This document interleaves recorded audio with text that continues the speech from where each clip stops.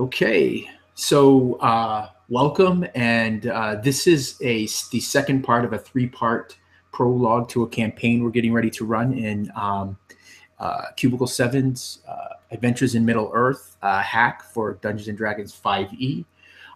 The title of this adventure is Of Herbs and Fishing, and we're just going to dive right in because we're starting a little bit later. So I have my two players here, and we're going to have some fun tonight, I hope. So it's early spring morning. Cool breeze has the smell of spring in the air as three small childlike figures are running quickly through a field to a far-off wood. Off in the distance, you can see the silver strip of a river, their destination. Wicker baskets bounce on their backs. Reed poles are held in a hand or thrown across the shoulder. There's giggles from the first two of these small childlike creatures.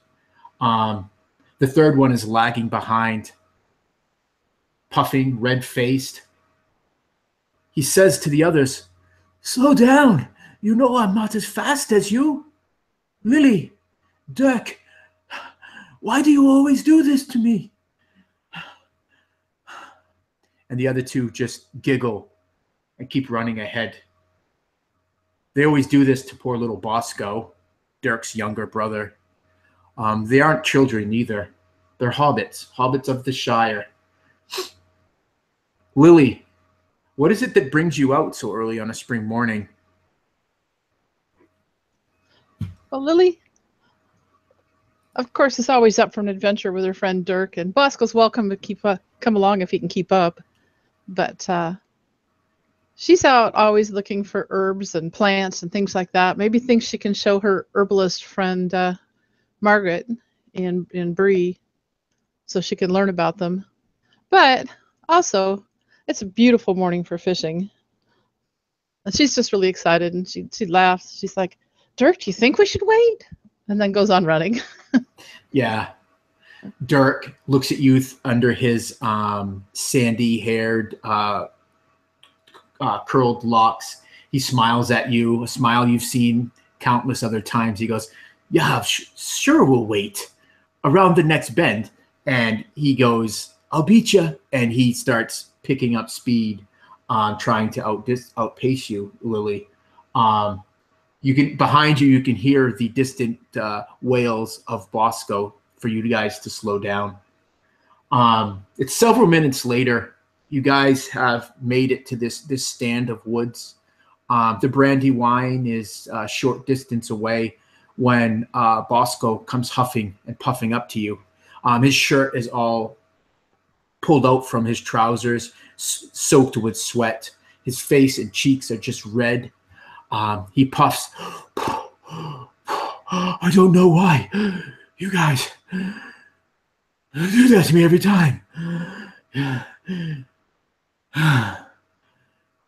So fishing then." And that puts a little bit of a cheery smile on his face.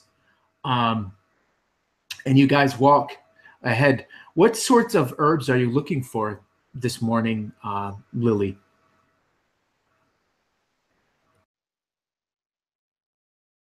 Helps if I unmute, doesn't it? She's hoping maybe to find some water lilies, because sometimes they grow in this area. And the flowers are really beautiful, and they're nice to use for decoration. And she's heard you can make potions out of those also.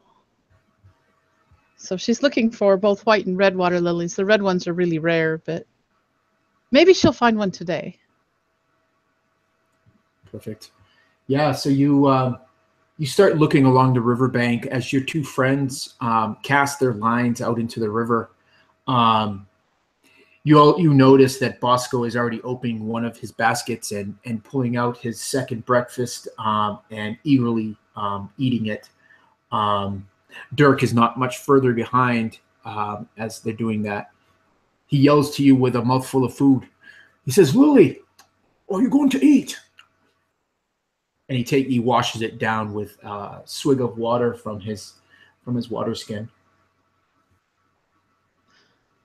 Lily's like, "Oh, I guess, yes, I will." And she comes over and gets her basket out and takes a drink of water and digs around to see what she finds in there. Maybe a biscuit and some cheese. Perfect for second breakfast. Yeah. So you spend your morning is pretty relaxed. You collect some of these herbs of these water lilies that you're looking for, and as you're doing so, it brings you further and further up the Brandywine and further from your friends. Um, Give me a perception roll.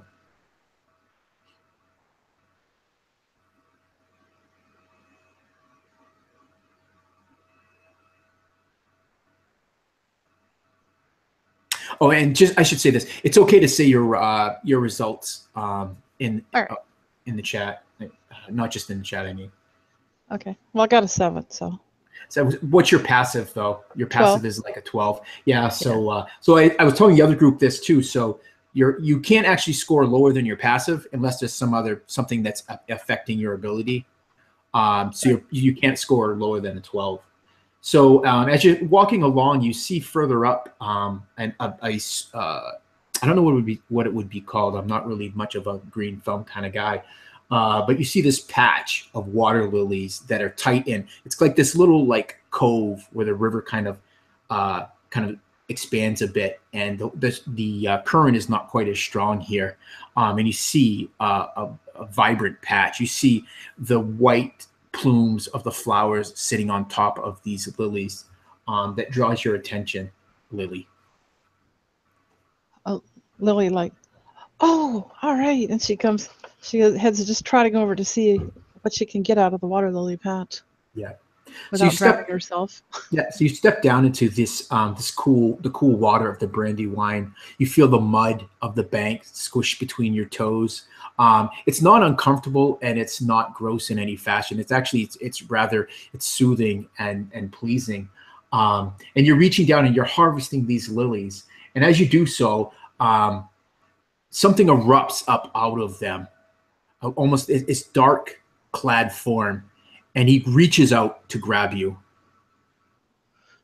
Lily does her best to leap back in the mud and the water and grab for her fishing knife on her belt and try to protect herself from this whatever it is leaping up at her. Right. Afrafor, am I saying your name right? Sorry, Arafor. Arafor, make a 2-hit roll as you lunge out to grab this small hobbit.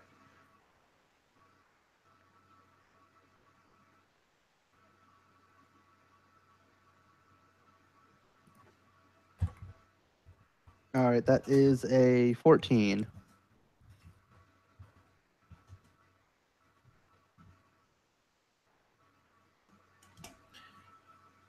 Does he grab you, Lily, with a Yes. 14? Yeah. So you do your best to fall back, but your feet are kind of caught up in this muck of the Brandywine, and this figure is able to grab you. He's wet, he's cold, and I will leave it to him to describe what you see. You would see a tall man, 6 feet at least, so probably easily close to nearly doubling Lily's height. He's got a dark green cloak on, even darker, considering that he's completely soaking wet. And right as Lily would probably be assuming that she's in for trouble, and that this person is trying to attack her. As his arm reaches out and grabs, knocking his cloak away from his form, you would see an arrow sticking out of his side, kind of crusted, dripping blood, where it was coming out.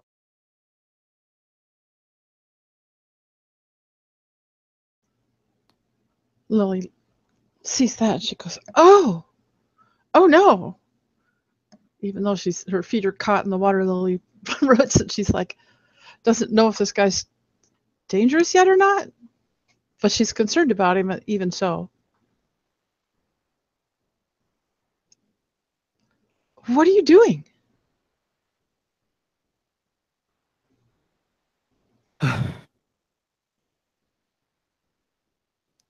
The goblins don't usually come this far into the Shire.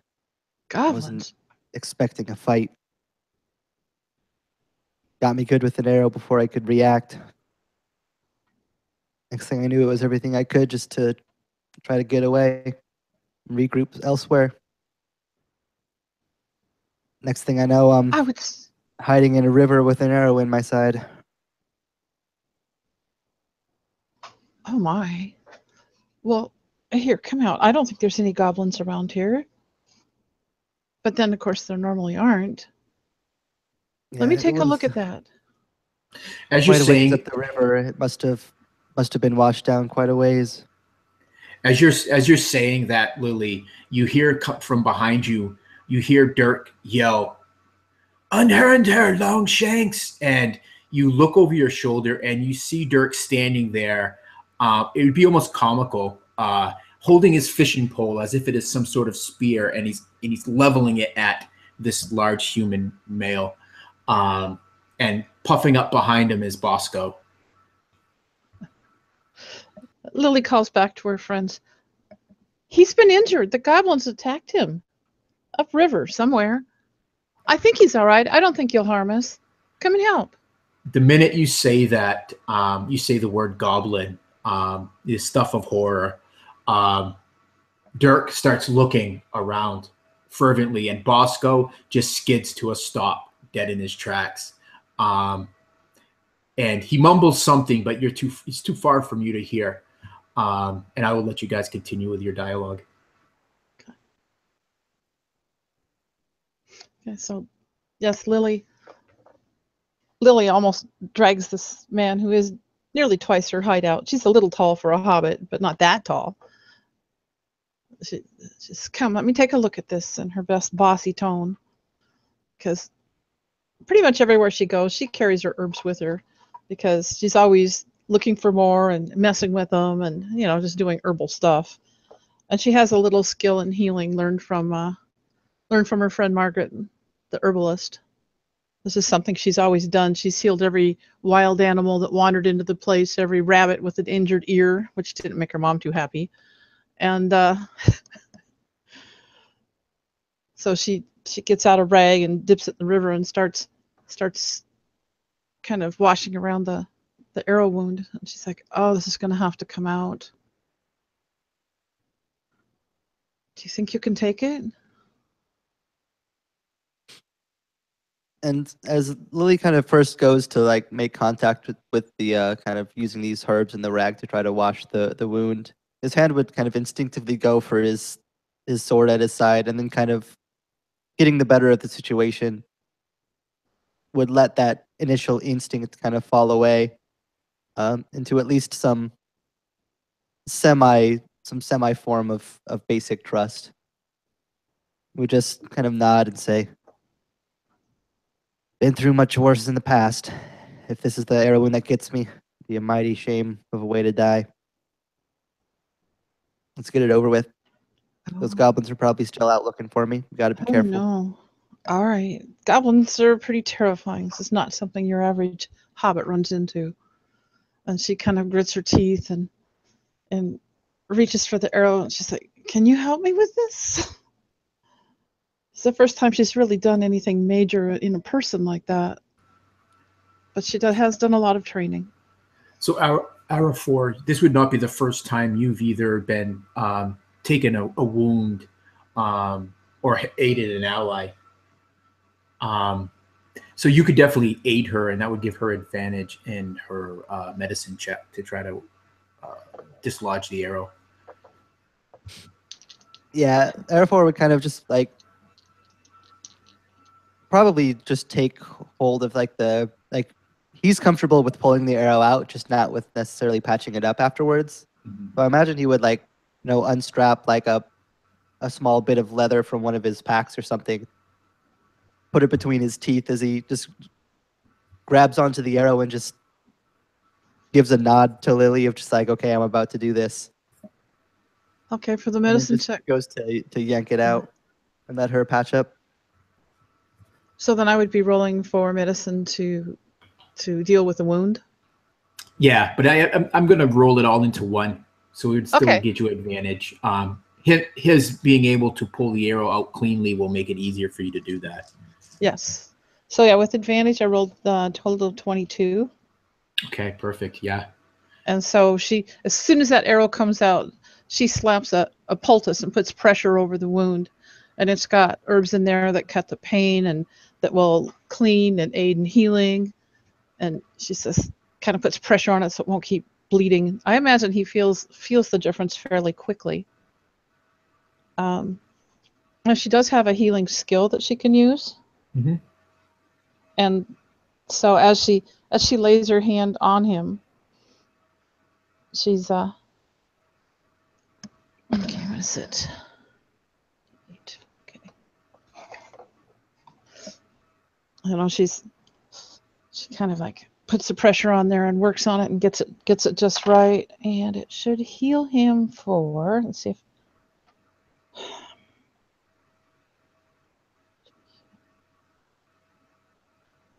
it'll heal him for 6 points. Perfect. Excellent. So yeah, this little hobbit, hands move deftly at your wound, cleaning it out, pressing some of the blood out. She smiles up at you and says, "Mustn't have you get an infection." And once the blood runs clear, she presses in this poultice. What does it smell and look like, Lily? It's going to have just kind of a sharp herbal tang, and it's some pressed leaves, which she'd really quickly, actually there were dried leaves and they were kind of ground up, and she very quickly mixed this up with some honey while he was pulling the arrow out to hold it all together, and because honey will kill infection. Yes. And so it's kind of a sticky mass of dried leaves and honey that she sticks on there. And then she puts a bigger leaf over it to kind of hold it in place and says, "Do you have a belt or a cloth that we can tie this on with so that it stays put while you're moving around?"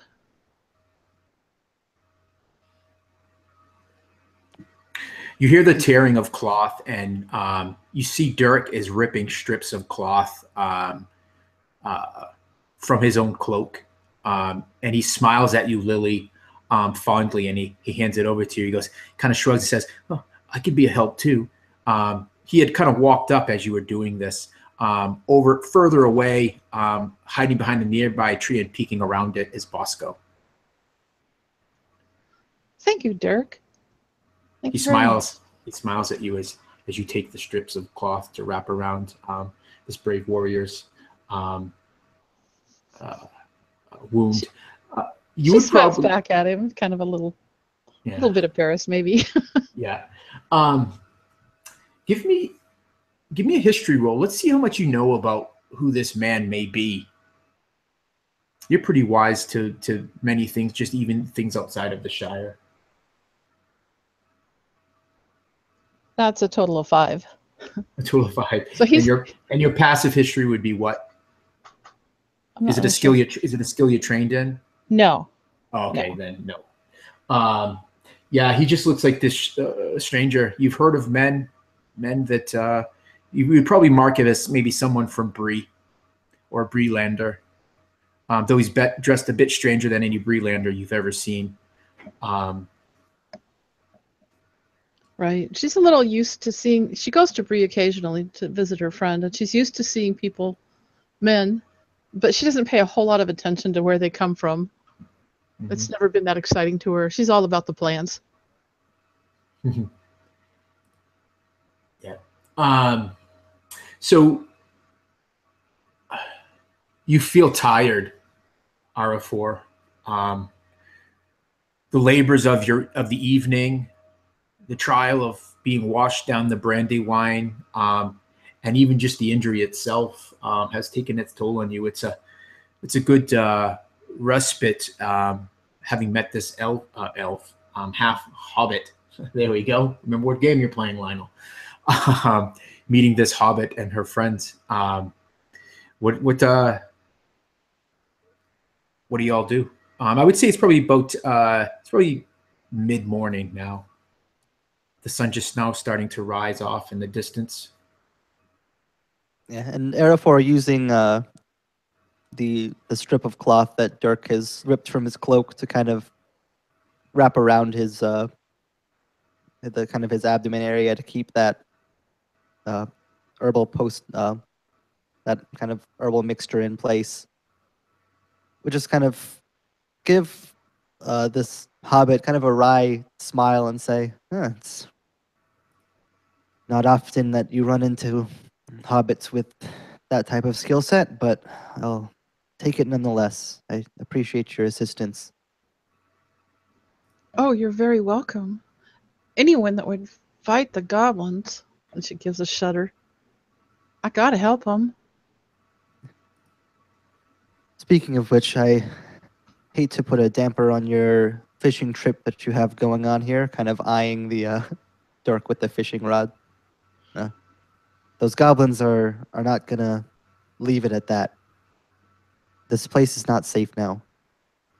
And he would actually take the bow off of his back, kind of keeping it in his hand.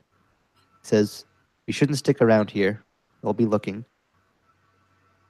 It's one thing for me to fight them, but it's another thing for me to have to protect you guys at the same time."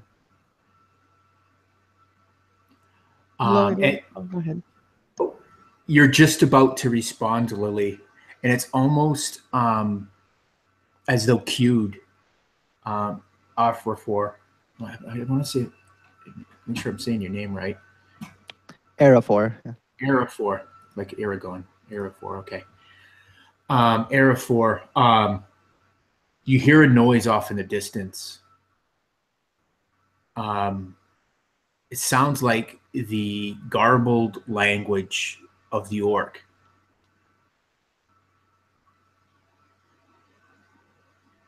And immediately upon hearing that, his eyes and head just turn and snap in that direction. His bow kind of instinctively rising up as if he's getting ready to take aim before even seeing anything. He would just look over to Lily and Dirk, and to a lesser extent, Bosco hiding behind the tree. Say, "You guys have to move. That's the orc tongue." Orcs. Lily heads for the tree, but she does carry a little bow that she goes hunting if she sees a squirrel or something when they're out fishing. So as she runs towards the tree with Dirk, she pulls it, kind of grabs her bow out and kind of strings it on the run as best she can.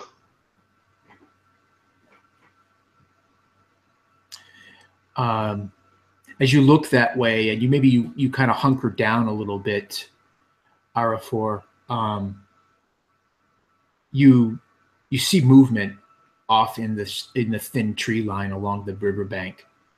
You count 1, 2, 5 goblins moving amongst the trees. Doesn't look like they've seen you yet, but you know that even though the goblins have sharp eyesight, it's hindered a bit by the light of the sun.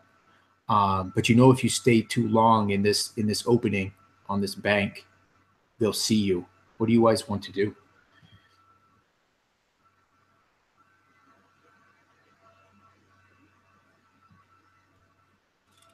Arafor would look back to Lily and the other hobbits and just say, "We have to get moving. They haven't spotted us yet. If we can get out of their sight, then we may be able to lose them, but it won't be easy. We have the sunlight at least that'll give us a little bit of an advantage, but I don't want to have to fight them and defend you guys too. It'd be better if we can find somewhere to make it out." Yes, it's not terribly far to our town, where there would be people to help protect us.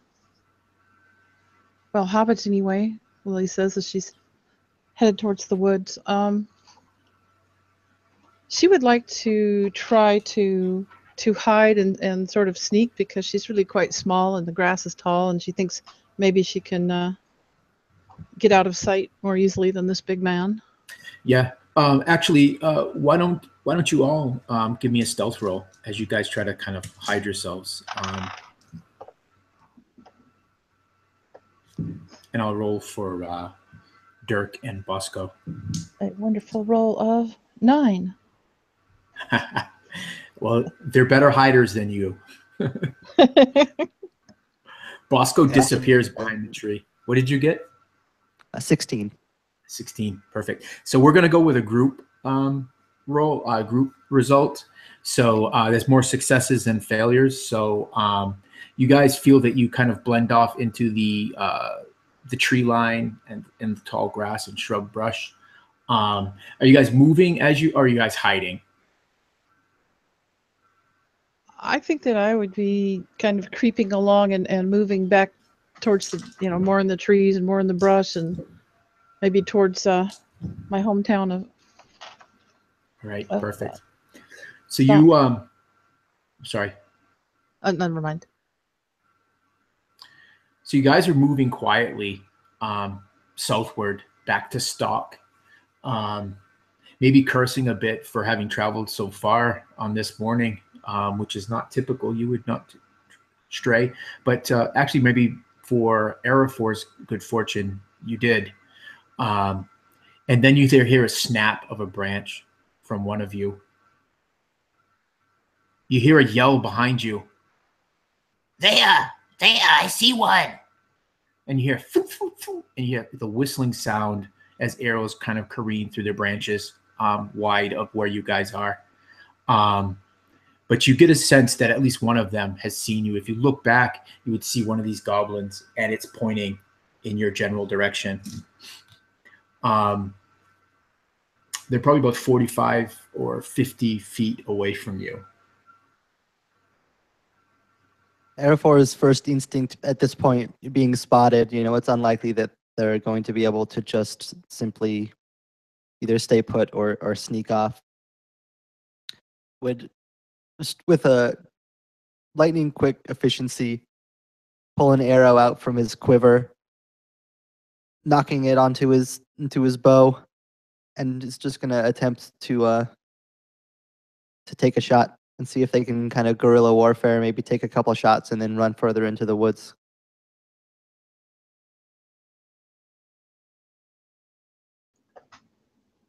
Lily sees him do that, and she looks at at Dirk and his brother Bosco, and she's like, "Let's keep going. I know he can catch up. He's way bigger, and we can't outrun him." So she has her bow, and it is strung now in one hand, but she's going to continue to move into the woods as carefully as she can with her 2 friends.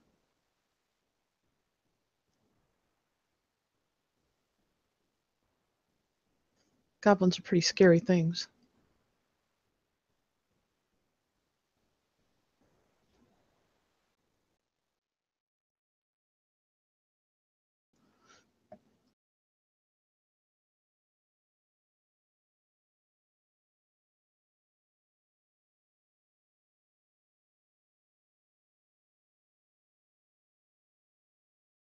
Oh, shoot. Sorry. I was talking that whole time, and I just realized I was muted. Arafor, you definitely can get a shot off. Awesome. All right. Yeah, that is in 17 to hit. 17. Give me some damage. That is 8 damage. Yeah. So you fire this arrow, and as one of these goblins kind of appears up out of the from behind a tree, and you see it slam into its chest. It kind of like howls as it falls back out of sight. Well placed. And you're gonna not move away. Is that what I? Yeah. So I basically want to try to kind of string them along. So I'm gonna after the shot lands true, either killing or seriously wounding this goblin. I can't quite tell where it fell and what happened, but would kind of follow the hobbits as they keep trying to run, and is just gonna keep turning back as whenever possible to take his other shots. Yeah, I was muted when I probably said this, but Dirk and Bosco are already like hoofing well ahead of you and the female hobbit I don't even know if you guys even introduced yourselves, but Lily is close by. You hear the twang of goblin string as 3 arrows come flying in your general direction. Right. So you have 3/4 cover, so that's going to give you a +5 to your armor class. What would your armor class be? I'm guessing that's for me. So I do not have my shield right now, so +5 would put me at 19. Okay. So 2 of these arrows, 1 arrow flies wide, but 2 of these arrows strike you. Oh crap! Wow. For 14 piercing damage altogether.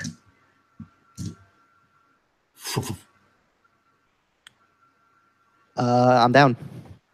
Oh, so Lily, you see this man. He steps out. He fires an arrow. You hear a goblin shriek, and then like a barrage of arrows come in, and 2 of them strike him. One in his thigh, and the other just below his right pectoral. And you see him kind of spins to you, and then he falls to the ground. You see ragged breath, so you know he's not dead, but you know that he's taken a pretty grievous wound. What will you do? Well, at this, Lily gets mad. She just patched this guy up. She's not going to lose him now if she can help it. And she gets her bow and she takes aims and takes a shot. Oh, the closest goblin. Okay. Oh yeah. And for a total of 23, she hits him. Perfect. Give me damage. And actually, Arafor, I'm going to re-roll that because I just realized that these goblins have sunlight sensitivity, so they're at disadvantage. So I'm going to re-roll those 2. I'm going to roll again and see if they actually hit you. 1 will hit you, so you're going to take 6 piercing, not the 14. The other one will miss. So the one that hits you in the leg still strikes in, and you can choose right or left. But yeah, Awesome. I'm glad I looked down at my stat block. I was like, wait a second, sunlight sensitivity. Oh yeah. Yeah. Lily hits for 4 damage because she sees that her not exactly friend yet, but this man that she'd helped was definitely hit. He's a little bit more friendly than those goblins that are trying to kill you. Yes, and he's doing his best to protect us, but he's hit, and he's not moving as quickly, and so she steps up to do what she can. Well, you get a sense too that this man is tired, having fought these goblins earlier and being taken down the river. You hear behind you Dirk yell, "Lily, come on! Don't be a fool!" And just get home, Dirk. Yeah. All right, perfect. Let's roll initiative now, guys. Now that we kind of got that round out of the way. All right. That's a 4. 4 altogether. Yes. All right. So the goblins are going to go before you. I'm sitting at an 18. And Arafor, you are tired, wounded, probably a little bit angry, and you will go first. And so Arafor was just scrunched from the arrow in his leg. Just looks over to Lily, just for a brief moment, just says, "Your friend's right, you should leave while you have the chance." But then immediately, not waiting for a response, would bring up another arrow. To take a shot. That is not going to hit, though. So that would be a 9, which I'm guessing is not going to do it. Yeah. Yeah. Your arrow flies and clatters through the woods. And in response, there's I'll have 2 arrows will fire at you, and then 1 at the little hobbit. Oh, you are so lucky. It's disadvantage. I rolled a nat 20 and a 3.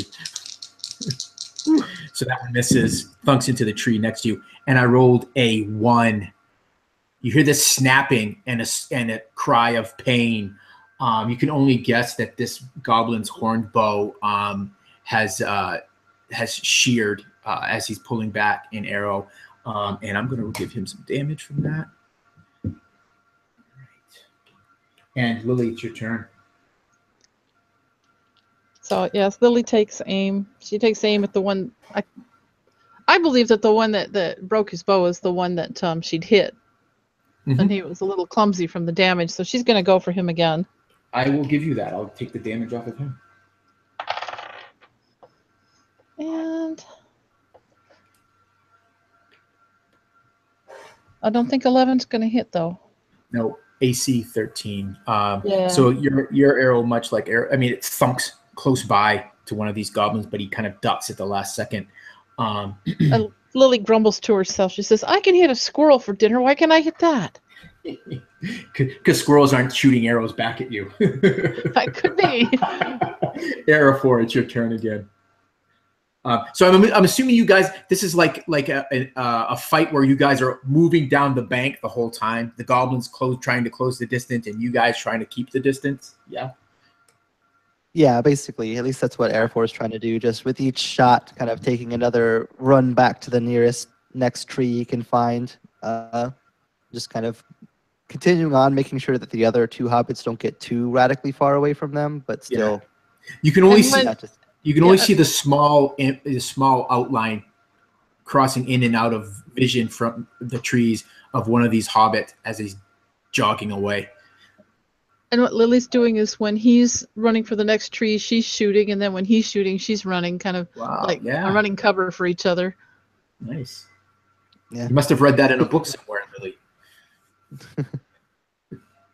And speaking of which, as Arafor kind of makes it to the next spot, kind of using the last shot as a brief bit of suppressing fire, would lean out ready to take another shot, and that one is going to be a 19, which will hit, and that's going to be for max damage, 10 damage. Yeah. You hit solidly into the goblin. His bow flies out from his hand, and it crashes to the ground, unmoving. Well shot. And so you still see 3 of these goblins kind of pressing in at you. One shot at you, Arrow 4. That'll miss. And one shot at you, Lily. And that'll miss. Your shot, Lily. So Lily sees this arrow go by her as she's preparing to cover while Arrow 4 runs, and she aims back at that goblin for 15. Yep. And she doesn't get a really good hit on him. She only takes three points of damage, but she grazes him pretty good on the arm. Oh, no, you don't just graze him. It probably would have hit him in the arm, but he tries to duck at the last second, and it thunks right through his left eye into his head, and he falls dead. That upsets Lily almost as much as being attacked. thinning no! The herd of goblins chasing you to 2. So you're feeling much more confident. Excuse me? She's never killed like a person, sentient being before. Oh, you're just going on adrenaline right now, Lily. When it all kind of sets in after, that's when it will really strike you. Yeah. So brings us back to you, Arrow 4. Yeah, as Arafor just continues to run, he's just going to keep the same method here. Mm-hmm. We're just dodging up to the next kind of section, jumping back out, taking another shot, which is going to land, and it's going to be for 8 damage total. Oh, nice. Just his he started this whole situation off pretty battered and bruised, a little worse for wear. But his instincts and his training are starting to kick in, and he's kind of getting a second wind as he's just kind of going and taking shot after shot. Yeah, excellent. And there's a twang of a bowstring, and as the arrow goes towards you, Lily, as you come up to fire your own arrow, I rolled a 2 and a 1. I'm trying to think what would happen. You hear the slip and a crash as whatever goblin that was shooting it, arrow goes well wide, and this thing falls prone off in the distance. And that would bring us back to the top of the initiative. Doesn't that bring us to me? Oh, sorry, you. My bad. No problem. So, as Lily's aiming her arrow, she sees this one go really wide, and she's kind of like, oh. And I rolled a 13, and she's going to take a pretty good hit at someone for a total of 6 damage. Roll it with disadvantage because that goblin fell prone. Oh, okay. Well, that was a better roll, so it's still okay, 13. So you'll still hit it, even though it's on the ground. She says, that's more like it. Maybe because he's on the ground, he's like a squirrel. There you go. And she managed to thwack him a good one.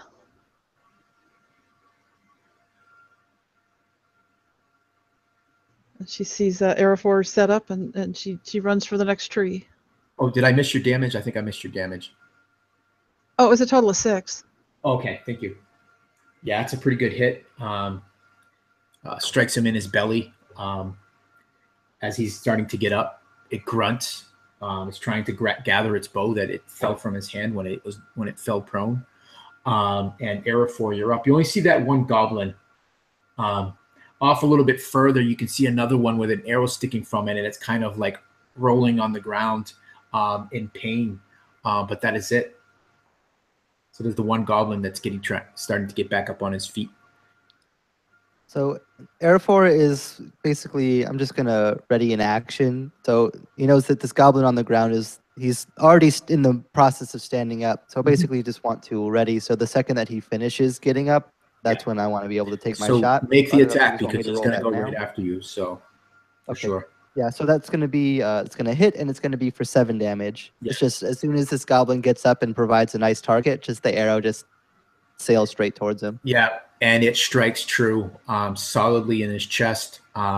If a goblin has a heart, you found it, and it clutches, kind of pulls at this arrow, realizing it's already dead, and falls on his knees and then face first, snapping the shaft as it falls to the ground. All you can do now is hear the screams, kind of this agonizing death throes of a goblin that's further back in the wood. And arrow 4 would just look to Lily, like maintaining a surprising level of composure for someone in battle and wounded, but still there's an intensity to his voice. He just says, never end up far from their hordes. We have to keep moving, and we have to move fast. There's going to be more of them on the way soon. Perfect. All right, let's continue heading back to town. Yes, we need to catch up to your friends as soon as we can. Lily's glad she's faster than Bosco, and maybe as fast as Dirk. Yeah.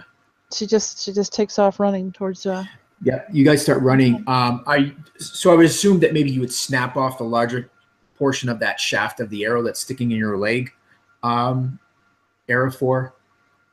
Yeah, he would, like, as they're about to start running, he would take his belt knife off and just basically file it down. Yeah. To just enough that they could still get it out easily, but not so much that it's going to catch on trees and brushes and things like that. All right, cool. So you guys, you do that quickly. Maybe Lily gives a look to it, kind of gives a nod saying that it'll wait. She trusts, I'm assuming, Lily, that he knows what he's talking about when he says you guys get a motor on out of there. So you guys start moving, following the path taken by Dirk and Bosco. And both of you guys give me a perception roll as you're kind of making your way. I imagine, Lily, you're kind of leading the way for this man. Total of 21. Perfect. Total of 19. Wow, you guys are sharp. As you guys start to move ahead, you hear the sounds of it's Dirk. You hear him yelling.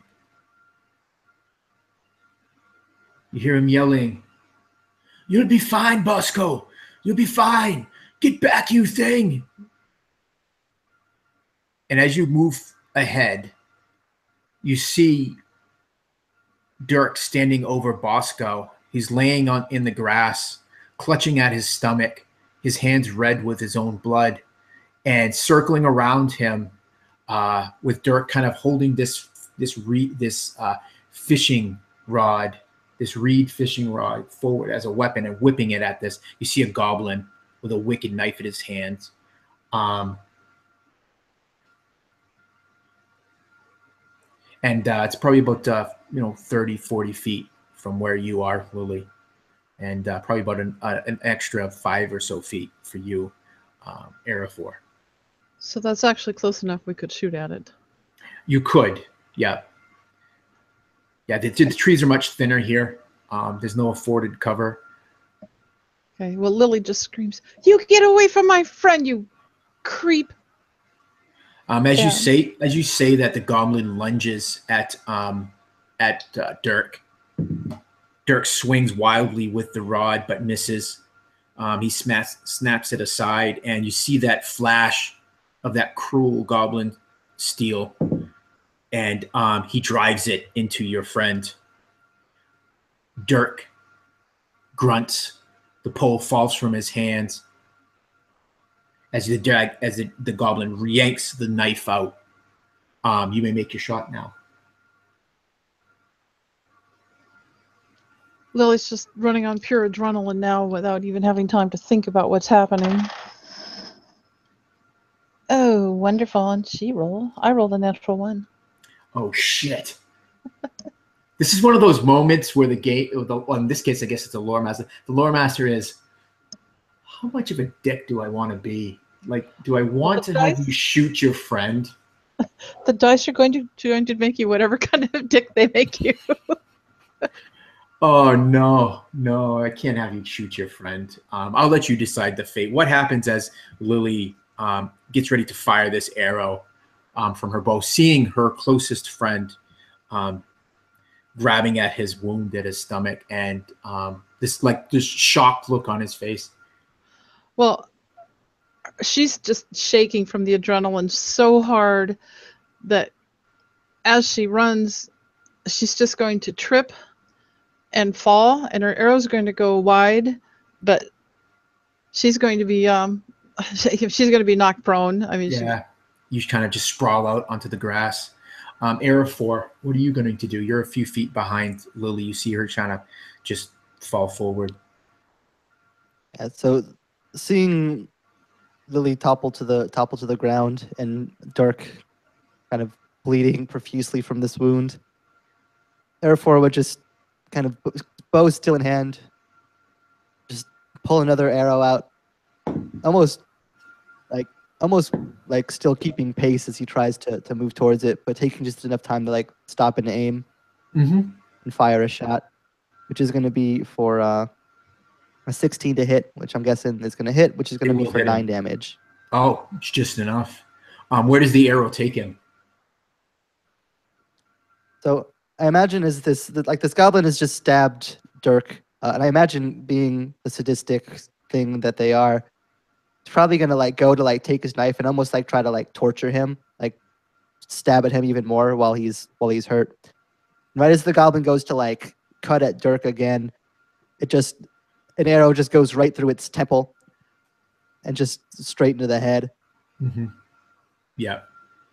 So the knife falls from its lifeless hand and crumples off to the side of Dirk. Dirk drops to his knees, clutching at the wound in his lower abdomen.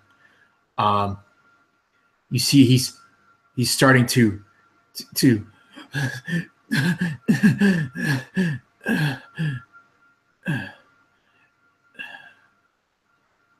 And I imagine you scrambling up, Lily. Yes, I'm scrambling up, and Lily's just running to her friend Dirk and his brother Bosco to see how Bosco's rolling on the ground, grabbing at his own wound. And if we don't encounter any more goblins on the way, she doesn't really have a lot more healing, but she can just use a regular medicine check to try to stabilize Dirk and, keep him in good enough shape to get him home. Yeah. So you get up there and you see Bosco is kind of rolling in this grass, clutching at this wound that he also has in his stomach. Blood coating his hands and in through his shirt and trousers. Dirk is just kneeled down. He's not even clutching at his wound anymore. His head is kind of drooped down, chin to his chest. His arms kind of loose at his side as you run up to him. Lily, give me that medicine check.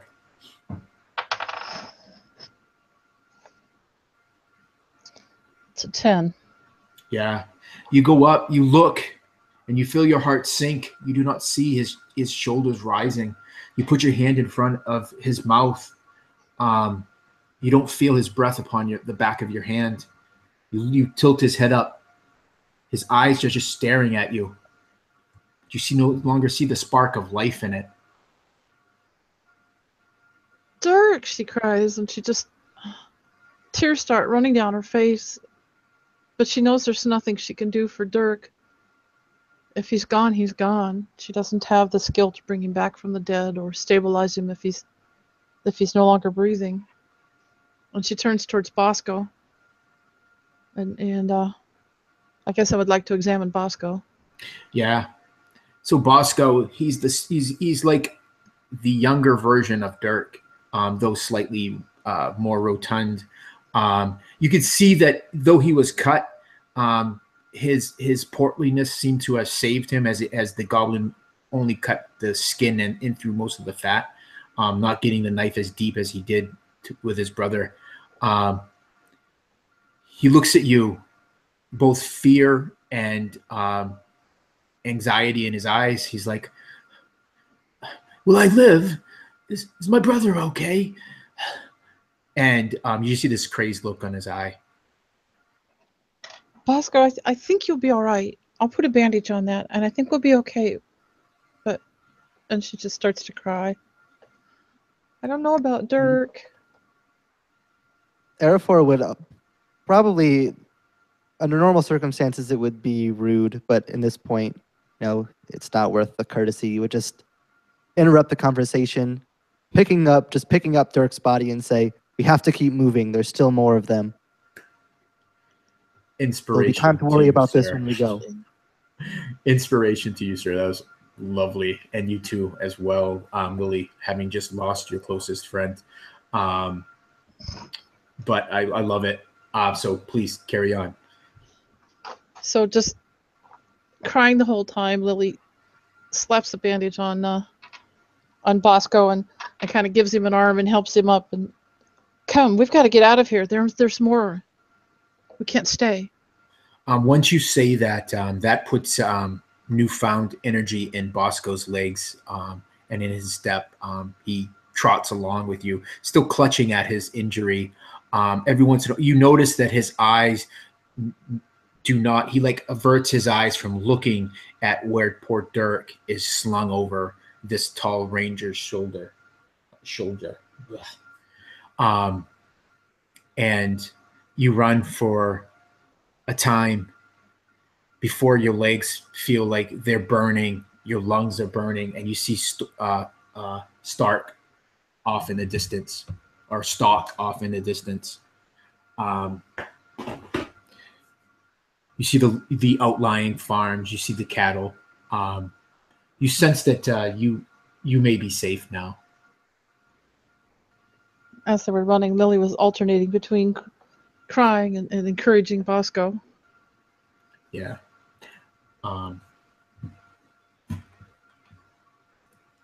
So you reach the town of Stock. A few of the hobbits that are out and about in the fields, they stop their work and they see this strange sight. Two hobbits and a man running through the field with another hobbit slung over their shoulder. It doesn't take them much to figure out that something is wrong. And where would you go, Lily? Where would you lead this man of the north? I would go to my home. Mm-hmm. I'm an herbalist because my mother Candy Tuft had studied herbalism and her mother before her, and this is a family tradition. And I know she knows a good deal more about healing than I do. Mm-hmm. And of course, we'd have to get Dirk's parents too. Yes. So yeah, you quickly return, or you lead Arafor to the hobbit hole you call home, and you push in through the door. Your mother, did you say Candy Tuff is your mother? Yes. She is. You can hear her off back in her kitchen, in the kitchen. She yells to you, "Oh, you're back early, dear. Any luck? Find any good herbs?" Oh, Mother. Mother, it was terrible. Goblins came. This man rescued us and helped us get home, but they shot Dirk and they shot Bosco. She starts walking out of the kitchen And into the foyer. she just sort of blubbers. Yeah, but she's kind of wiping her hands. She must have like been washing some of the crockery or something. And she only half finishes what she's saying. She says, "Now, Lily, I have no time for your..." And then she sees the scene before her. She drops the rag and she moves forward quickly. Quickly triaging, I guess, the injuries. She looks at Dirk, and a sad look comes across her face, and she shakes her head. She looks at Bosco and says, "You'll be fine, boy. You'll be fine." And Lily, did you take damage in that fight? I can't remember. No. No, okay. And then she would see the man's injury to his leg. She said, "I will take care of this man. Quickly, you must go and get Dirk and fetch Dirk's parents. They will want to know. Have them come here. Don't tell them." All right. I don't think Dirk is breathing.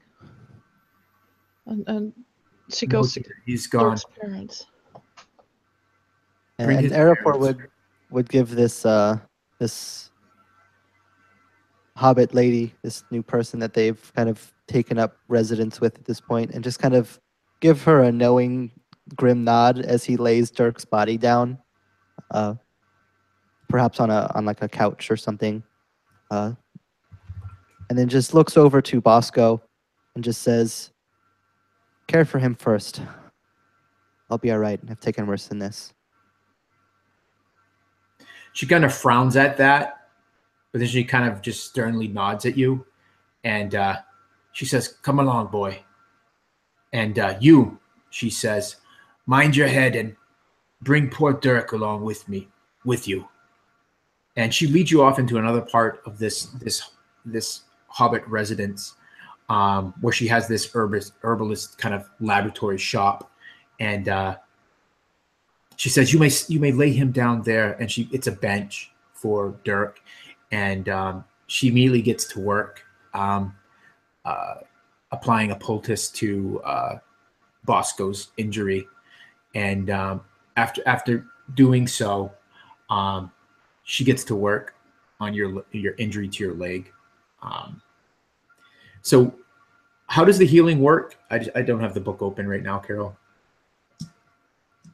I don't know what level healer she would be. If she has like 10 minutes to spend on him, binding wounds, treating him, etc., you end up multiplying 1d8 times her proficiency mod, and then add the wisdom modifier. Okay. Yeah. I rolled an 8 on the end of the D8. So, she's able to apply the poultice. So even though it still aches, Arafor, she has properly tended to your wound, gotten the full arrow out, made sure that it was clear of any kind of the foulness that goblins are known to apply to their arrows. It's often been said that the arrow wound itself is more deadly than the arrow. And we kind of pan over to Lily, kind of running through this small hobbit village of stock. to the home of Dirk and Bosco. As you run up, Lily, you can hear humming in the garden in front of this house. It's Dirk's mother. She's kneeled down, weeding this garden that she tends so diligently. Flowers and an assortment of fine little bushes. As she hears you run up, she looks and says, "Good morning to you, Lily."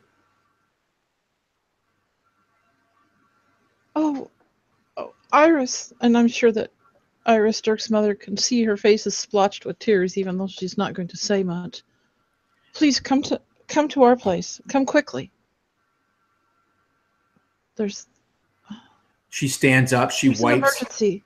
She wipes the dirt from her hands onto her white linen apron, and she tilts her head a bit, and she says, "Child, you're scaring me. Has Bosco been hurt, or Dirk?" Oh, just come. She They're with mother. She leaves the garden, and follows you. And I just urge her to speed. I'm basically trying to run back, although I'm a little wobbly by now. Right. So the door to your house was left open by you when you left, and you find your mother just completing tending to Arafor's arrow wound as the two of you enter. Bosco immediately leaps to his feet and runs to his mother, hugging him, but she sees Dirk laying motionless on the bench. And she, much like you, breaks into tears immediately as she hugs her son, Bosco. "What happened?"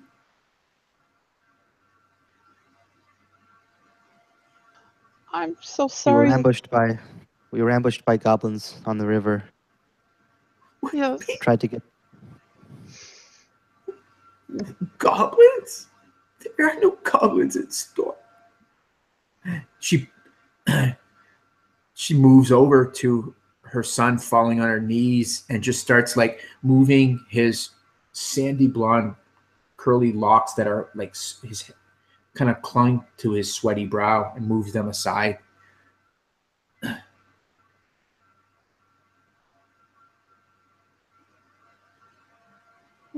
We tried to save him. The goblin was too fast. Your mother comes up and gives you a hug from the side, Lily. She whispers in your ear, "It's okay, girl. Let her mourn." Lily just turns and wraps her arms around her mother and starts crying on her shoulder. Yeah. So, Arafor, there's kind of this awkward moment for you as these hobbits are kind of experiencing this loss. Yeah, and it's especially kind of strange for him. Like, he's obviously a battle-hardened, and like all of his companions, all of the other Dunedain that he's ever been with, they all know what it's like to fight and lose people. So it's been a long time, probably years, since he's seen somebody who is not used to having people go down like this. So he's not quite sure how to react, given how I imagine how just utterly heartbroken it would be for somebody to not be expecting something like this, to have to deal with it, but he's not quite sure how to process it, being so almost cold to it at this point. Yeah. Well, and about that time, Lily remembers that she has manners too.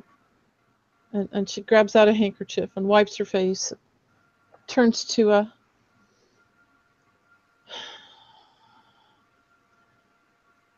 Arafor, and she says, "Sir, you were very, very brave, and I didn't even introduce myself. I'm Lily Took, and this is my mother, Candy Tuft."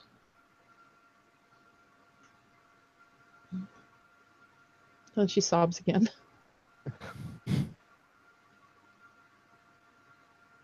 And Arafor would try his best to kind of put a comforting, like kneel down, next to Lily, kind of keeping level with her, still standing, and try his best to put a comforting hand on her shoulder, but it probably wouldn't be all that comforting. And would just say, it was nothing for me. I deal with this all the time. You three are the brave ones. Standing up to goblins in the first encounter with them. It's not something most people would do. Nonetheless, most hobbits. You did well. I'm Erifor, son of Ferion. Candy Tuft goes over to Iris. She comforts her with her hand and she says to her, "Take the time you need. We will leave you to be with your son." And she turns and she kind of ushers you out of this room, closing the door behind her. And she looks at you sternly and says, "Did you bring this death upon them, man?" Oh wait, did she probably heard your name, Erifor? Erifor, and she would say it, and there would be some bitterness to her voice. Erifor, son of how do you say your father's name? Ferior. Ferior. Yeah. And you can definitely pick up the bite in her tone. Yeah, and almost immediately the attempt at tenderness that he had shown to Lily and Bosco when he was working with them falls away when he's speaking with this woman who's now biting at him and accusing him. But he would not attempt to hide or work his way around anything like this. He would just say, "I was taken down the river. Your daughter, if I have that right, and her friends found me. But the goblins followed me down the river. I do not expect you to show me any kindness or any understanding,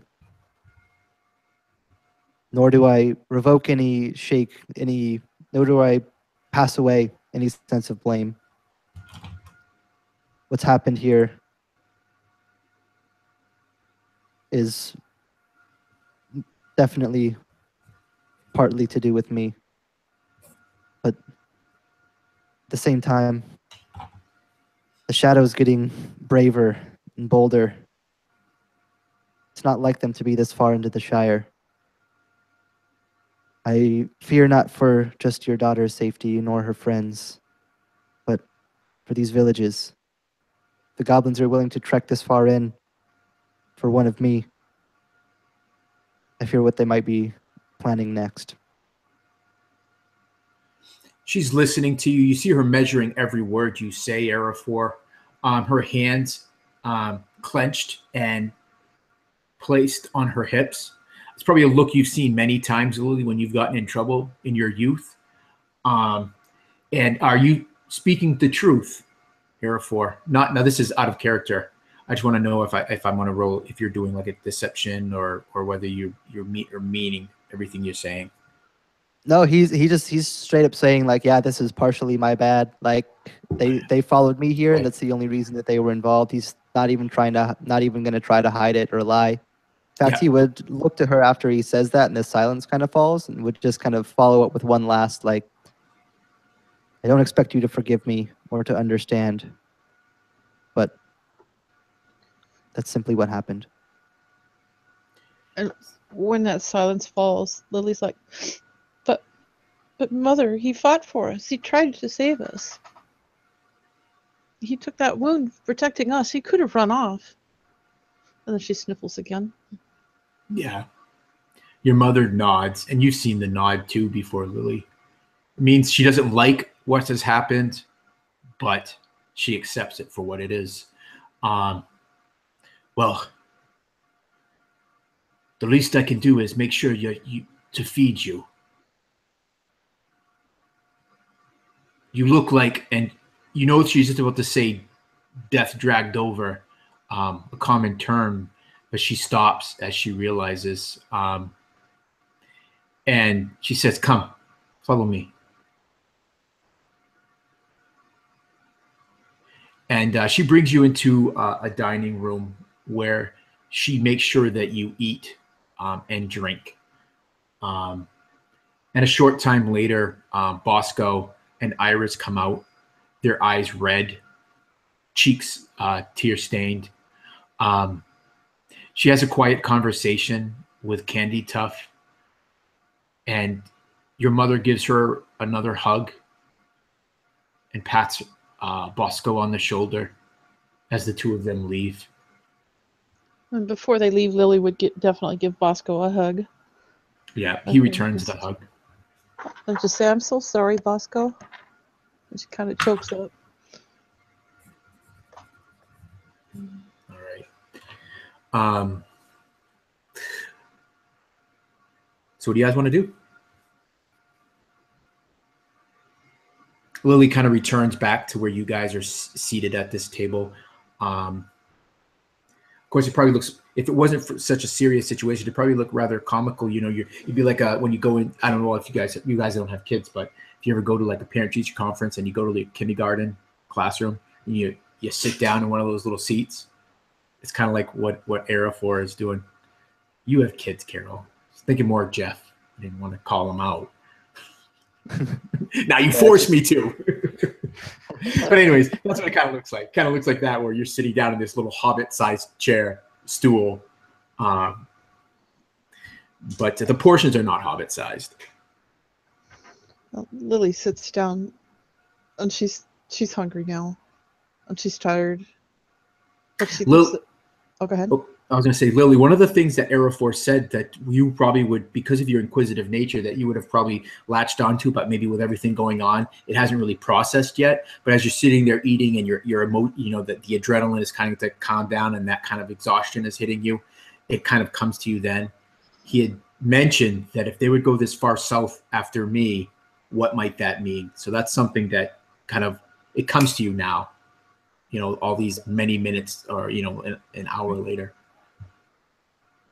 So Lily looks at Arafor and she's like, "What do we do now?" And an anger starts to burn within her, an anger against the minions of the shadow that took her friend. She's like, What can we do?" Arafor kind of between bites. This is probably like the first truly good meal he's had in a long time. So despite everything, he's trying to enjoy it despite the weight that still kind of hangs in the room. Just kind of savoring what little goodness he can out of the situation and out of the recent events. And as Lily asked him this, he would just kind of set his fork down and just look over and say, "Well, for you hobbits, I just recommend you stay safe." But is there safety for us? We can't just ignore this. Did you say that what might the shadow do now? How long will it be safe here? No, what can I do? I'm not going to pretend to have all the answers. I'm not going to pretend that I know everything that's going to happen. But every day that goes by, these creatures are getting braver and braver, and there's more of them too. I fear that pretty soon this area may not be safe. But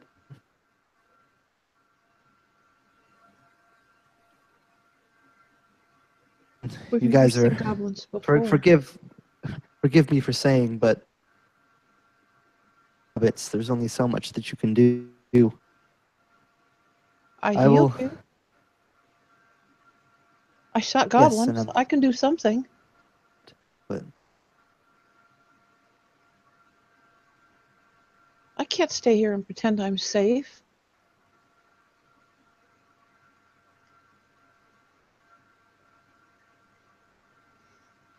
Erifor would just kind of go to protest and then just kind of let out a long sigh. Don't goblins fear the sunlight? Normally they do. It's about all this. They're stick to the shadows. And that's what they're made of after all. It's all that they are shadows hiding behind the night, but came out in broad daylight. Even for such fiendish creatures as them, it's not like them.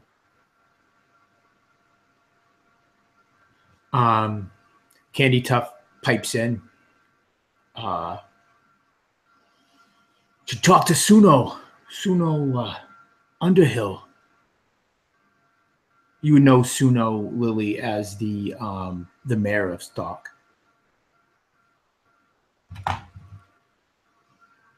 He should know this.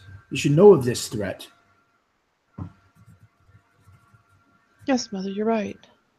He needs to know.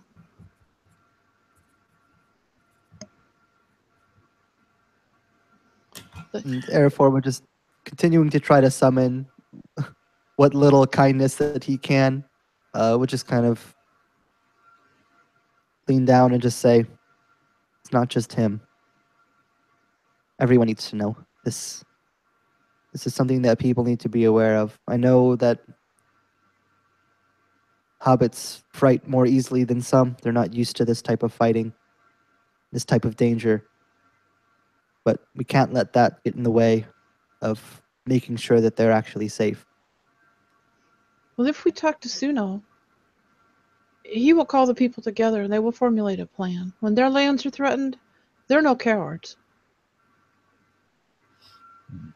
You they say will that protect hearth and home. You say that, Lily, but you know your people. You've seen the darkness that many that you know in the Shire stalk, Hobbiton, Buckenborg. They laugh when someone mentions goblins. When was the last time someone saw a goblin? When was the last time you saw an orc? They are things of myth. But what little the Shire know is that you've been kept safe by brave men such as this. They root out these evil nests of goblins and orc and deal with them.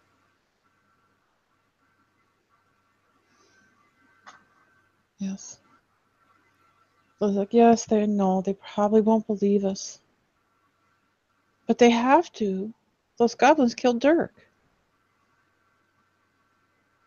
I saw them. Bosco saw them. They can't just ignore that.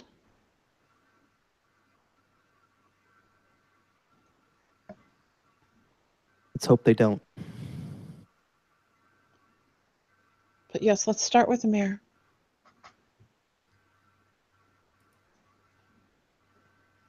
So do you have a plan to go see the mayor?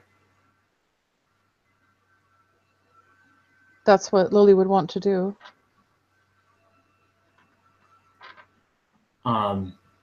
So, did you want to say something?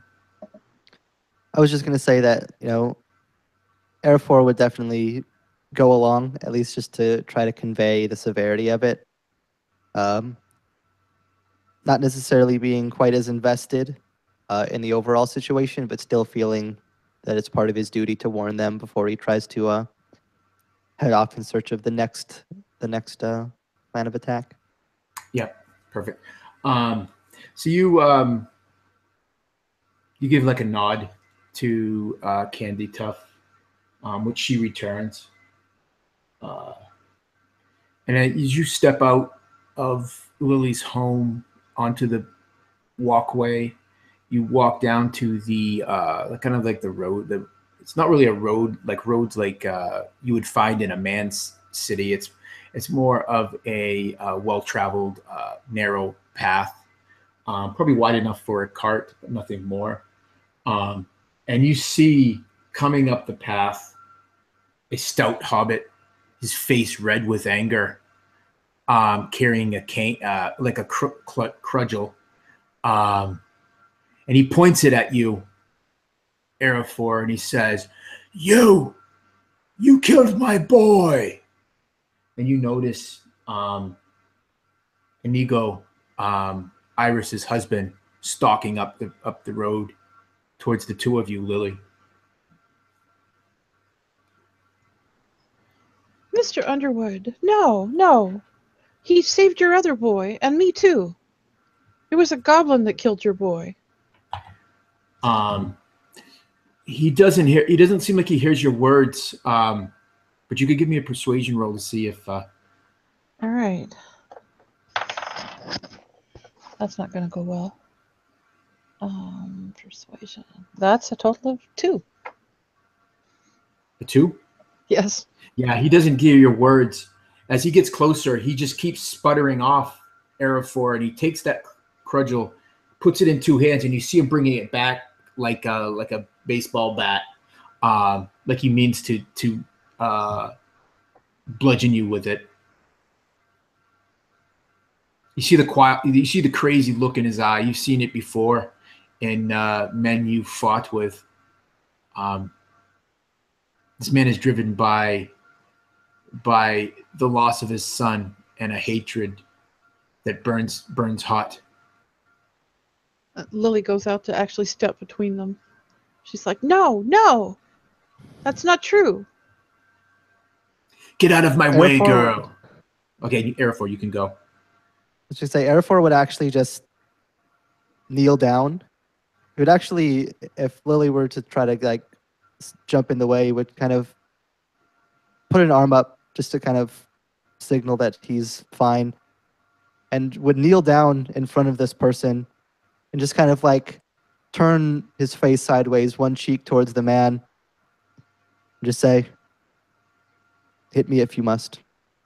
I understand." And although it's probably to no avail, Lily goes on, no, he saved Bosco. He saved me. Give me another persuasion roll, this time with advantage, given what Arafor has done. That's awesome, dude, by the way. Yeah, and with advantage, it's a nat 20. Oh, he brings the cudgel, like he brings it back, and you there's almost that tense moment, Lily, where you think he's going to strike you too, and then his arms go lax, and he says, "I've lost my oldest boy. You're right. Blaming this man and hitting him will not bring him back." He drops the cudgel to the path. And Lily just goes up and gives him a hug. He pushes you away. Therefore, wouldn't make any motion to touch him or anything like that. But he would just look at him, and if this man's eyes were up, he would make eye contact if he could, and just say, "I know this is probably cold comfort, but know that he died protecting his brother and her. It was not in vain. There could have been 3 if not for him. There would be no bodies if not for me. I understand that. I won't ask for your forgiveness or your sympathy." Your eyes. No. Oh, go ahead. I was gonna say your eyes stay locked for a second, and you can see in this hobbit's eyes like an understanding. He's lost his son, and he'll never have him back. But there's almost that moment of pride, that knowing that in his son's last moments, he found a courage and he protected his brother. He just nods to you, doesn't say a word, and he walks past you. into the Took's home to retrieve his boy, leaving the two of you to continue on your path.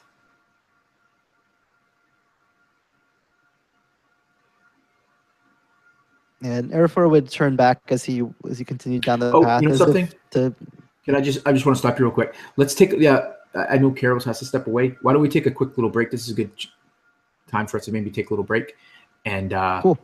We'll pick back up in like 5 minutes. Sounds good. Sounds great.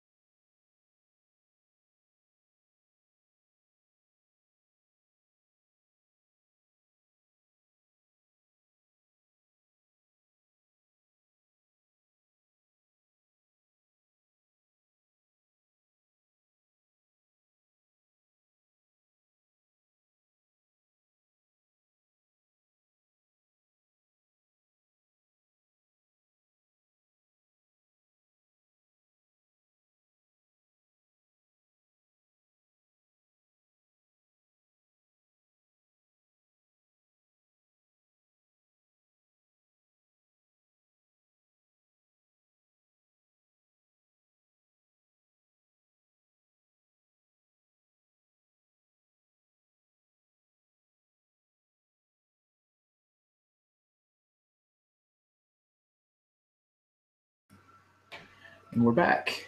All right. So, Arafor, I think I cut you off just before we went to that break.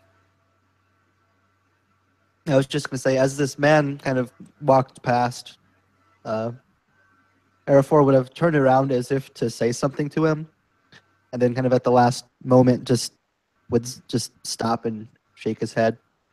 It's better just to leave him to mourn and to work through this in the way that he needs to, instead of trying to get involved. And we just turn back to Lily and kind of nod his head in the direction they were heading towards the mayor's house, and just kind of give a light nod. Yeah. All right, let's go.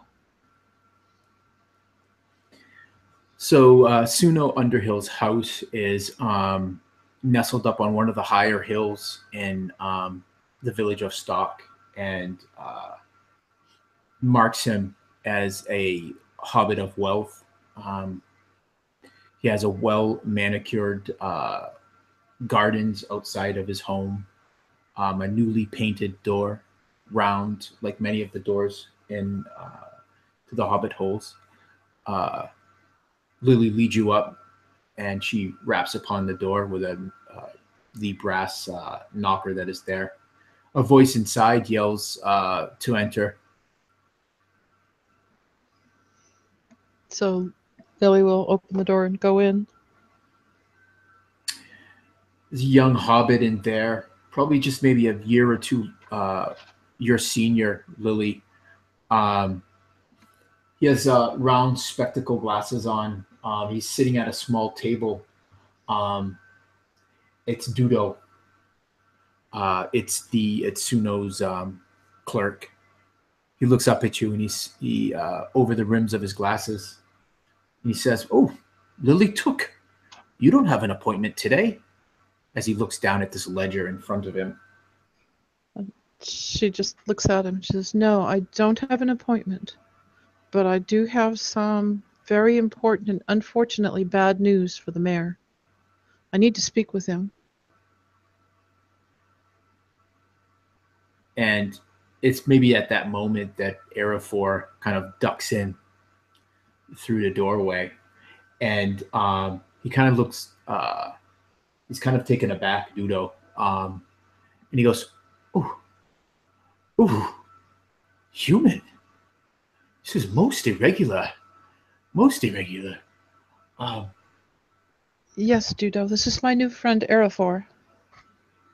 Arafor, Dudo, that's Suno's clerk. Okay, wait one moment. I will see if he will see you. May I tell him what it is the business is about? Oh, it's better just to wait and tell him directly. He sort of frowns at that. You know that Dudo is kind of a nosy hobbit, probably why he's so good at his job. And he ducks out through the back, through a door behind him, and you can hear the murmured sounds of conversation on the other side of the door. After several long seconds, he comes back out and he says, "Nope, Sono will not see you, not unless you make an appointment. Now let me see. 3 days from Wednesday." No, we need to see him now, and we will, appointment or no. And he kind of cocks his head. His glasses kind of slip down his nose a bit. He's holding the quill in his hand as he has his ledger, and he looks like he's quite put out. He's like, and he says it as such. The earliest that he could see you is 3 days from Wednesday. Oh, Dudo. And she just walks for the door where he came out of when he talked with Suno. "Oh, this is highly irregular, Lily." And he tries to, he just hops down off his seat and he tries to just kind of put himself between you and the door. What are you doing, Arafor? So there's a small part of Arafor that wants to see how this plays out, just because just the sight of it is entertaining to him, in spite of everything that's happened. But kind of feeling a little bit of a sense of urgency, would his hand would kind of reach towards his belt knife as if he was going to like maybe perhaps just try to intimidate him, but he decides against it, and standing up as tall as he can muster in this hobbit mayor's house would just stand over this hobbit, this clerk who's trying to deny them entry, and without any sort of pomp and circumstance says, "We just killed 5 goblins outside of your city. Unless you want to see 100 more burning it down, I suggest you let us through the door." Dudo turns white at the mention of the goblins, and he just stands stock still as Lily kind of pushes past him through the door into Suno's office. And you see sitting at this large ornate desk Suno, his hair is thinning at the top. At one point, it was probably thick, and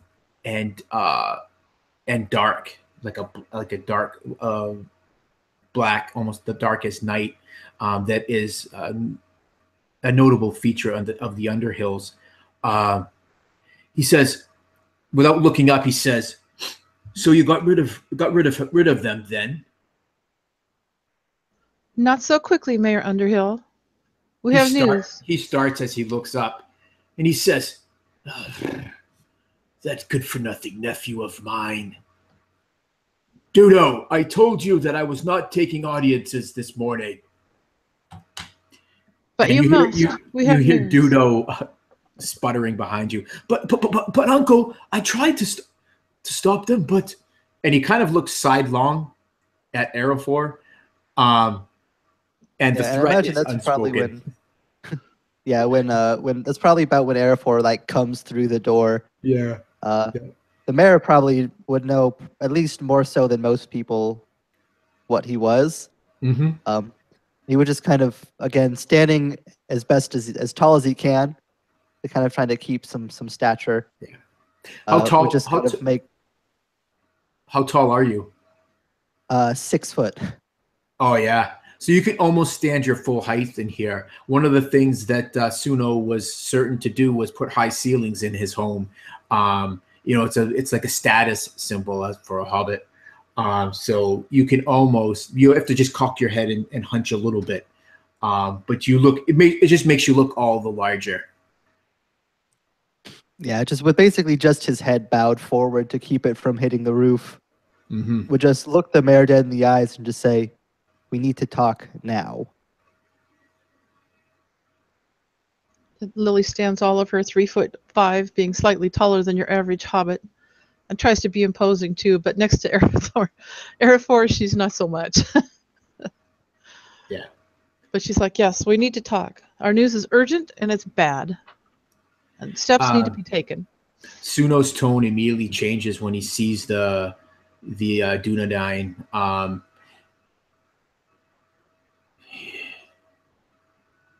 What tidings do you bring? It can't be good if you have a ranger with you. Lily took. Mayor Underhill, we met goblins today. You saw the orcs? We killed 5 goblins, and Arafor was injured, and Bosca was injured, and Dirk, and she just starts crying again, and sobs out. Dirk was killed by a goblin. He stabbed him, and then she kind of pulls herself back together, and she says, "We need to protect the village. We need to get the people aware, because if they'll come at us, they'll keep coming." He sits back in his seat. He takes his hand and he just runs it through hair that through a hair that he no longer has.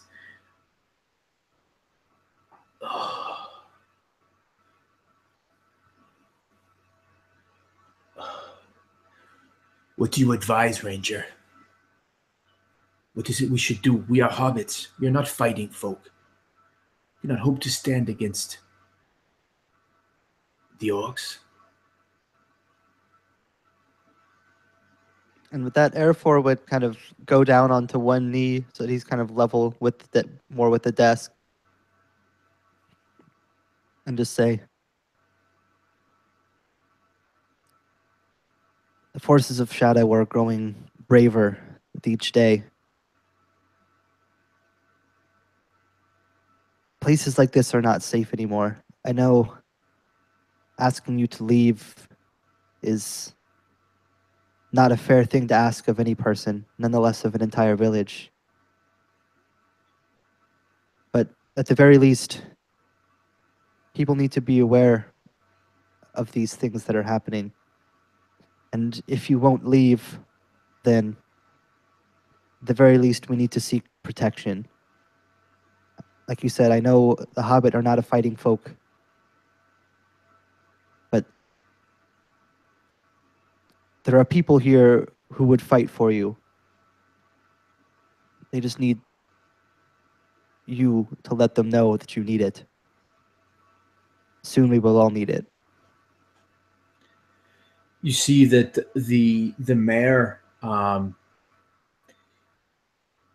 he has this almost not defeated, but this concerned look upon his face, and he's again talking to you, Arafor. He says, "Do you know what drives these goblins? What brings them south, so far south? What do you think gives them courage to come this far into settled lands?" So I guess just to confirm real quick out of character, I'm guessing Yep. as a Dunedain, I'd be pretty familiar with kind of the whole story of Mhm. Sauron and all that, right? Would you say? Yes. Yeah. And Arafor would just look him dead in the eye and just not mincing any words. "I don't know when it will be. It'll be tomorrow, in a year, or 10 years, or 100 years. But with each passing day,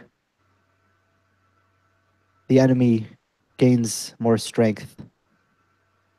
And as he grows stronger, his men grow braver. To ask what they seek is to ask a question with no answer. Hmm. They seek death. They seek destruction.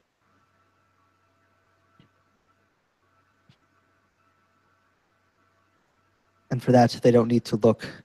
They will make it wherever they go. I fear that things are not going to get easier as time goes on, only harder." Suno kind of weighs every word you say. He says, "Have not the rangers thinned the herd of goblin time and time again, as history is told?" We are a small group now, smaller than ever. We do what we can, and we do it well. But the hordes of the enemy are nigh uncountable. Fortunately for us, most of them are out east in the mountains and north. But it does not mean they'll stay there forever. The Rangers do what we can, but I fear that we will need more than a handful of Rangers to stop the hordes of the Shadow if they're willing to attack in broad daylight, as they did today.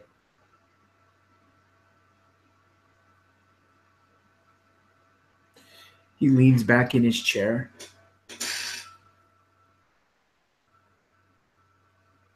kind of steepling his fingers beneath his chin.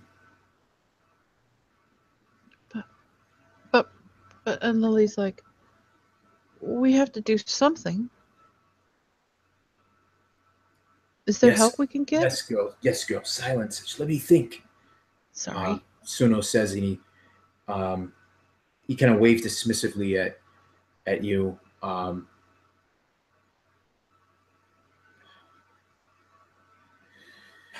Ranger, Irafor, is there a chance that you could scout out this threat so that we might have a better understanding of what if what time we might have? Do we leave our home? Do we try to defend it? Is this something that you think you can do?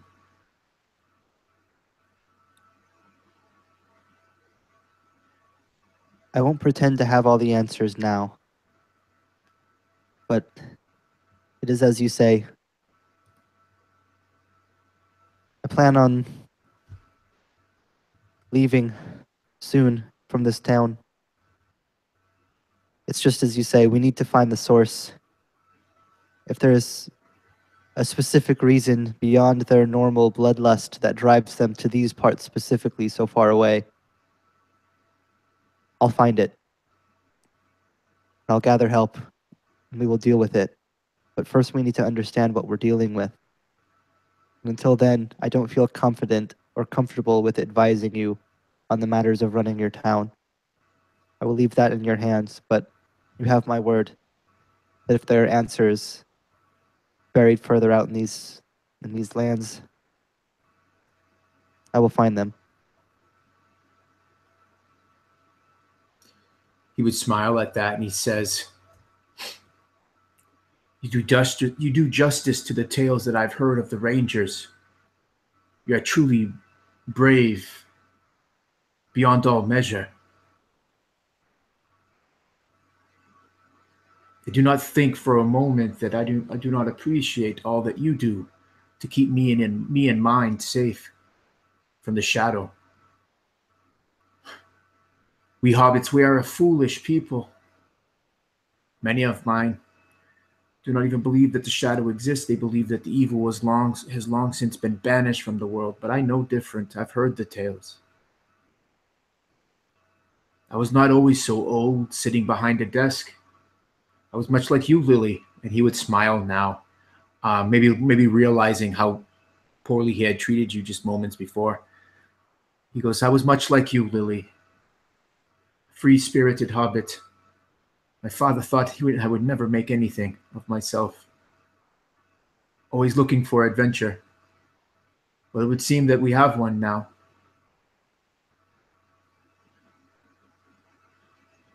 It's not quite as much fun as I thought it might be, if this is an adventure. Right? It is never like the books. It is cruel. It is uncaring and unforgiving.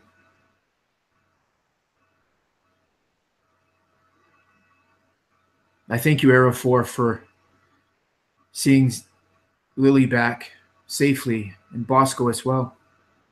And I'm saddened to hear the passing of Dirk.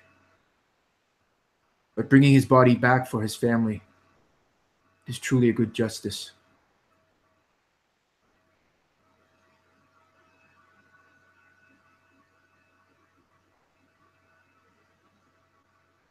Arafor would just give somewhat of a grim nod, given the weight of everything that's happened and the weight of the conversation that they just had.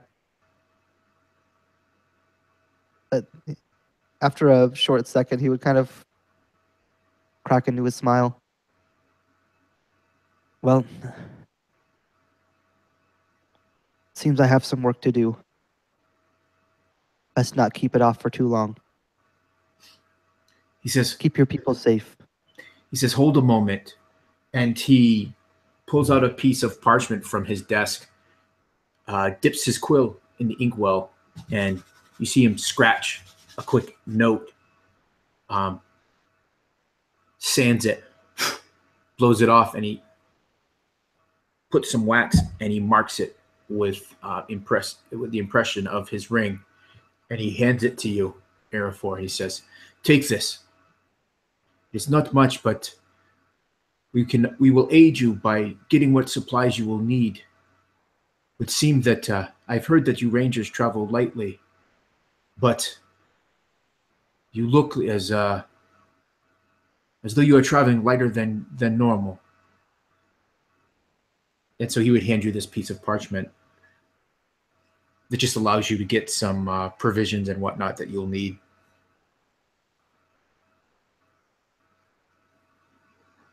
Arafor would kind of read the parchment, kind of declaring him access to the supplies, and just putting kind of half his hand on the desk, would just kind of nod to the mayor and say, "Thank you, good sir. Your kindness will be remembered."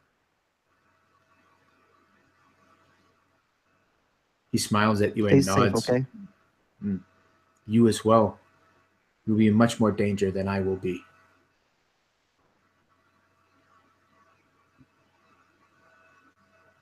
And Arafor would turn over to Lily, just kind of,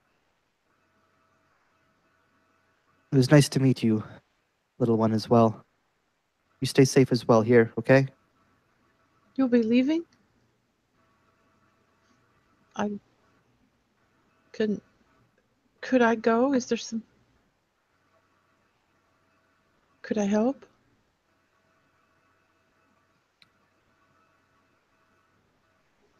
And Arafor would kneel down and kind of put a hand on your shoulder and just say,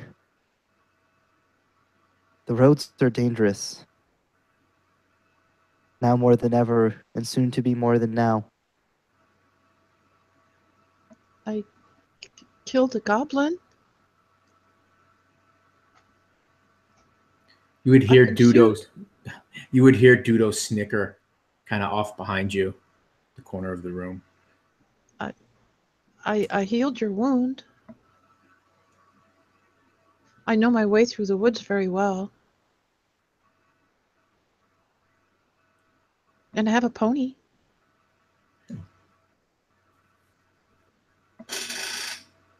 And Arafor would kind of wait for a moment and just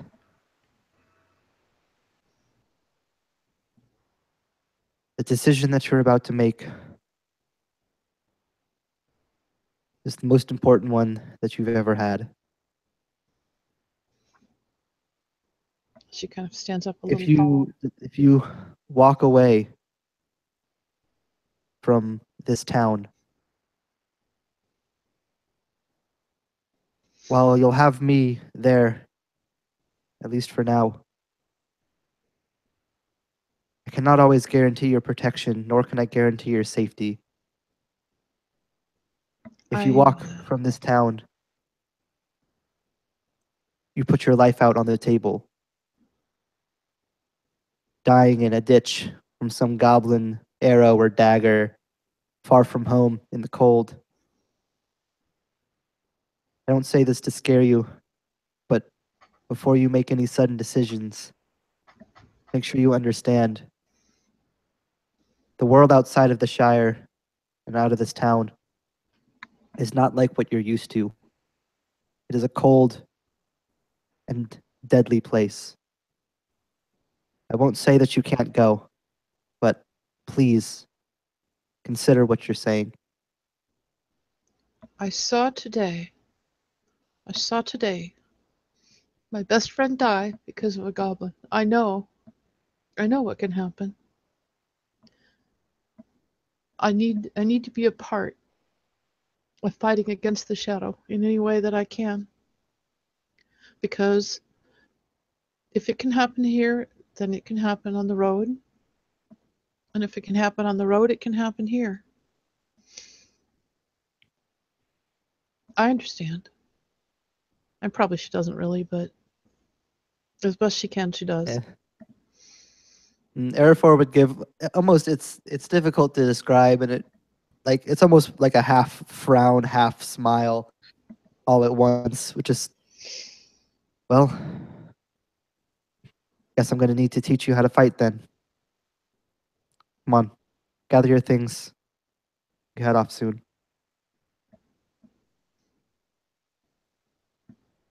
In the morning? In the afternoon. Soon.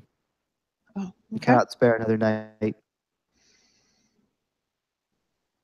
And she does have just a moment's pause at missing her bed tonight. But then she remembers Dirk, and she's like, no, I've got to do what I've got to do. And there's a bit of a darkness when she remembers Dirk, and a pain in her heart. And an understanding that the shadow is real. And that it's not just out there, but everywhere. And that it's in her too.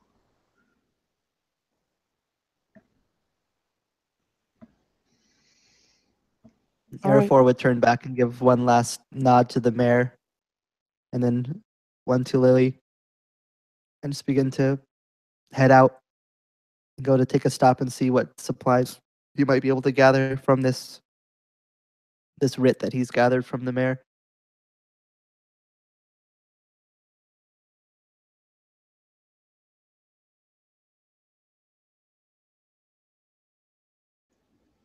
And Lily goes home and gathers up her things and talks to her mother. Her father's still out at his brewery.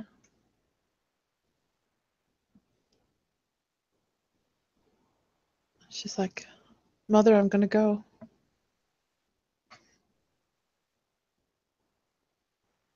I saw what the shadow does. I must stand against it. I was paused. I didn't even realize I was muted this whole time. Sorry about that. I'm like, why is Carol not listening to me? And I realized Well, I'd mute. I was wondering why you weren't giving us anything to go on here, but we're just making it up as we go along. Talking, and I'm like, because I said you finish your audience with Mayor Suno Underhill, and I went on for about another minute, and then I realized I had muted my mic, not on the Hangout, so I apologize for that. So I was going to say, hold on a second, Carol, Lily, with that scene with your mother. You spend the rest of the morning helping Arafor go about the town collecting the supplies that he feels you guys will need on the road ahead. And so what that means is Arafor, you can get any kind of the mundane gear and equipment that you feel you'll need, and you may add it to your character sheet. That includes food and whatnot, and at no charge. That is something that Suno will cover. And then Lily will pick up at you.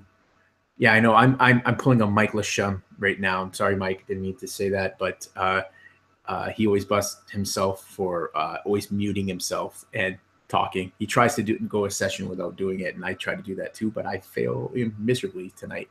Anyways, so you go back to your home, Lily. You find your mother. She's in her workshop, just cleaning up after the blood and stuff, washing it from the table and the bench. The Underwood family has retrieved Dirk's body, and so it is no longer there. Your mother looks up from where she's scrubbing the floor. Take it away. Hello, Mother. I went and we spoke with the mayor. And he's sending Arafor out to scout and find out why the goblins are attacking in broad daylight, why they've gotten so much bolder, what's going on. And I intend to go with him. She doesn't really ask her mother. She's a young adult, but she doesn't really want to hear her mother say no either. I've seen what the shadow can do, and if they can come that close to town, they can come in town, they can come anywhere. So there's no place that's safe. I want to, if I'm not going to be safe, Even if I could be safe here, I need to do something. I need to take my stand. While you're talking to her, Lily, your mother kind of stands up, wipes her hands off on her skirt, and she kind of grabs you by the shoulders gently. She looks you and says, "Don't worry, girl. We all have our own path to walk. Be safe." And Arafor, I don't know if you're inside. Are you inside the home listening to this conversation, or are you waiting outside? Yeah, I'm gonna say that it probably would make sense that Lily would have kind of directed him to where he would get supplies, and then she would take off to take care of this, and he would let her have her moment with her family. Right. Perfect. She says to you, she says, listen to Arafor. Yes, Mother. The Rangers are wise. He will keep you safe. Do not forget what I have taught you, because that will keep both of you safe. Yes. Here. And she lets go of you, and she immediately starts just grabbing select herbs and poultices, and she starts putting them into a haversack, a couple of jars, and she wraps them in cloth and linens, and she slings it over your shoulder, smiles at you, gives you a firm hug and a kiss. Thank you, Mother.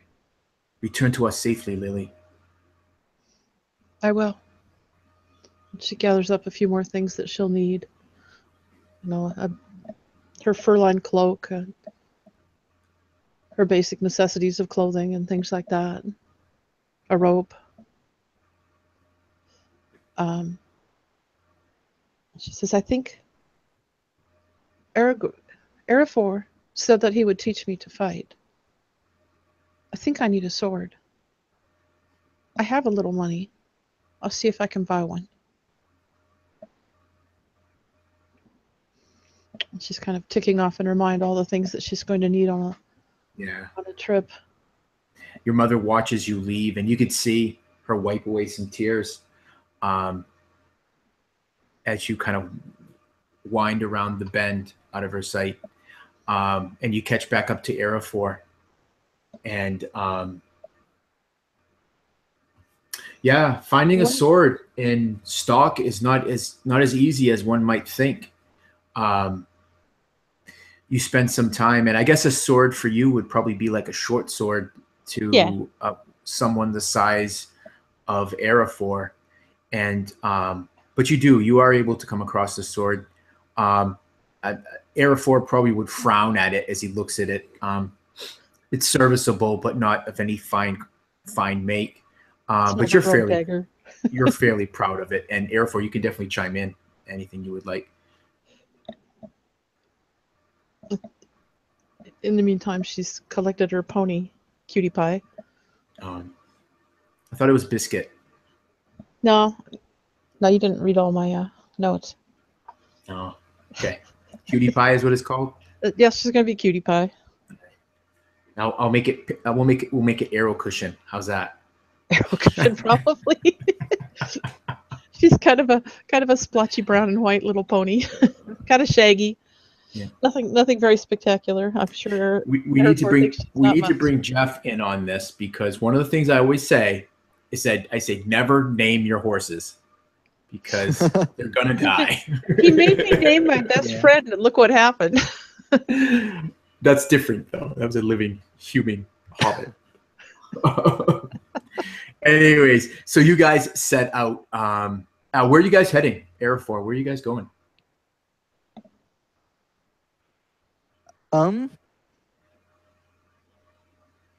Arafor would probably want to head towards the nearest of the bigger cities. Probably Bree would probably be the closest. Yeah, it would be Bree.